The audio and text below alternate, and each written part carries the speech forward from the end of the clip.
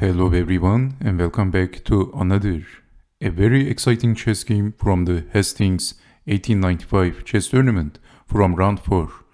And in this chess game we have Harry Nelson Pillsbury with the white pieces and his opponent is William Pollock, the strong British chess master and also a surgeon.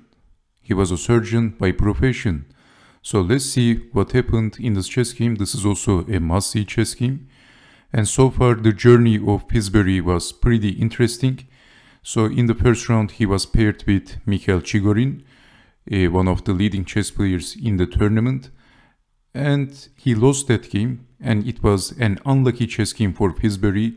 It's not just because Pillsbury lost because he was worse player than Chigorin. Actually, in fact, he was not. He was only unlucky. And in the second round, he was paired with Sigbert Tarrasch. And then, Pillsbury shocked the world by not just defeating Tarrasch, but with outthinking and outplaying him. He simply outclassed his opponent in that chess game and he easily defeated Sigbert Tarrasch. It was a marvelous chess game. In the third round, Harry Nelson Pillsbury drew with a chess player named Georg Markov, which I didn't show that chess game on this channel, which was not a very impressive chess game. So it was only 32 move chess game and they agreed to a draw. So this is round 4, and in this chess game, as I said, Pillsbury's opponent is one of the leading chess players from England, William Pollock at the time. And he was also a surgeon. Okay, so Pillsbury starts the game with e4, we have e5, knight to f3, knight to c6, and we are going for the Spanish game. Asking a question, bishop goes back, knight to f6, pretty standard actually, capturing the pawn and pushing the pawn. We have b5, bishop goes back, and e5. Well, in this position there are some fun tricks. If capturing the pawn, then rook to e1, and this is actually not looking good because the knight is, as you can see, the knight is pinned, so pushing the pawn and then knight to c3 is a crushing move because if capturing the pawn, then bang, bishop takes on d5, attacking both knights. And well, this knight is pinned, and if you move this knight, capturing the rook, so this is basically very good for white. And if knight takes on d4, that would be a funny blunder because of bishop to d5, forking the rook and the knight. And this is losing a piece. Only saying, of course. So these are just some tricks. d5, d takes on e5, developing the bishop, c3, bishop to e7, rook over castling, so exchanging the knights, pushing the pawn, knight goes back, developing the knight, and pushing the g-pawn by Harry Nelson Pillsbury. Well, don't forget that the pawns can't go back, so when you are pushing the pawns, especially in front of the king, you need to have a very good reason. But Pillsbury is aggressive, and he wants to squeeze his opponent in the king side. So bishop goes back, but now advancing the f-pawn, pushing the pawn, kicking the knight to somewhere else, and then placing the knight in a very good square, knight to e4. It looks like black is also doing fine. Pushing the pawn by Pillsbury, also defending the g-pawn, bishop to g5. Well, in this position, f6 doesn't work, isn't it? Can you see the best move for white? Because of rook takes on e4 and the d-pawn is pinned. So this is losing a piece, bishop to g5, and we have queen to f3, exchanging the bishops and activating the queen, lifting the rook up, knight goes back, attacking the queen, and we are going for this interesting endgame. So exchanging, and we have checking the king by William Pollock. It looks logical because after this, we have moving the king and winning a pawn. Knight takes on d4. And also Pollock damaged the pawn structure for Pillsbury. So it doesn't look very good, isn't it? So lifting, defending the rook, rook to d2, and then simply capturing the lousy bishop. Knight takes on b3. And also damaging the pawn structure in the queen side as well. Both in the king side and in the queen side, Pollock managed to damage the pawn structure. And also, he's a pawn up. So is this losing for Pillsbury? Well, there is a slight downside in Black's position. Well, first of all, Black's bishop is not looking good. This is a bad piece. On the other hand, White has a good knight. This knight is actually a better piece than this bishop. And also there are some weaknesses. The C and the B pawn is weak. So this is not all over yet for Pillsbury at all. But it looks bad, isn't it? Because of these damaged pawn structures, both in the queen side and in the king side. And also Black has the bishop, but it is right now insignificant because this bishop, as I said, is a bad piece. And developing this bishop is not that easy. So we have bishop to b7, but Pillsbury said, go back.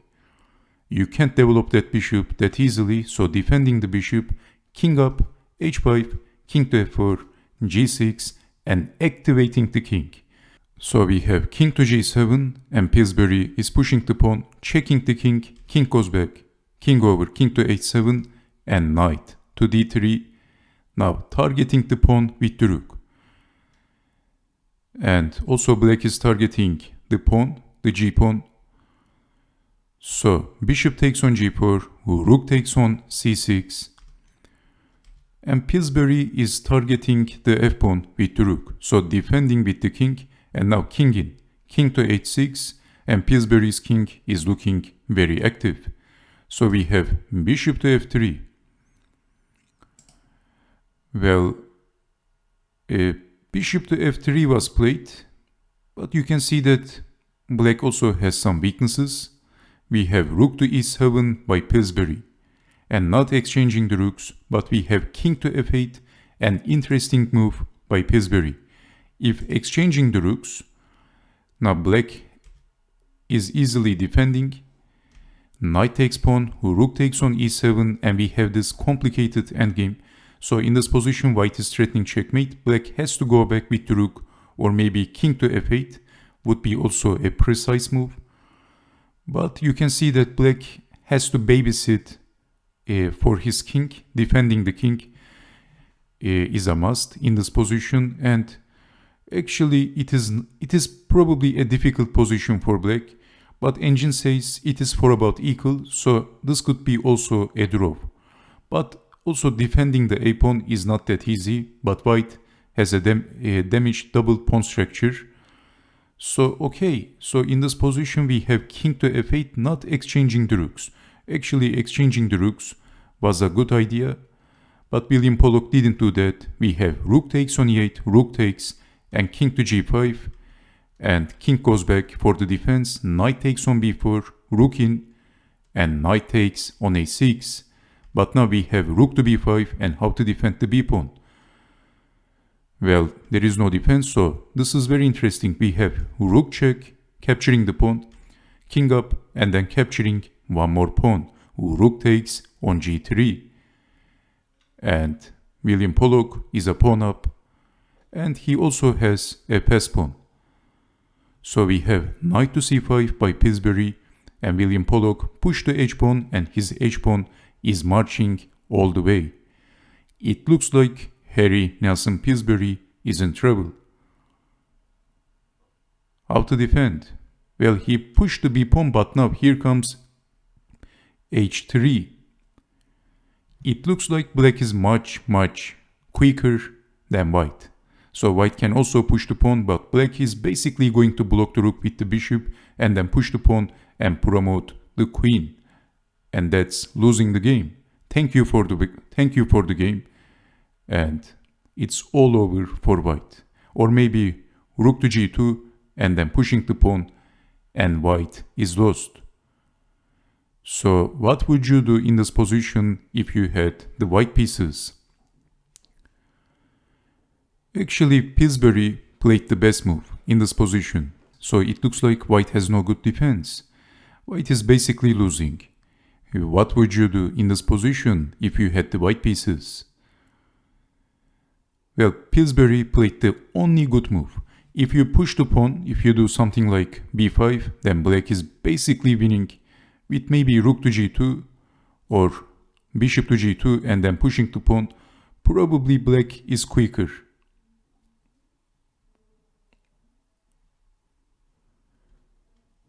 Well, Pillsbury played rook to a2 and he is threatening checkmate, rook to a8. So there is no time. We have king to g8. If h2, if some ridiculous move, of course this is a random move, then checkmate. And black is getting checkmated.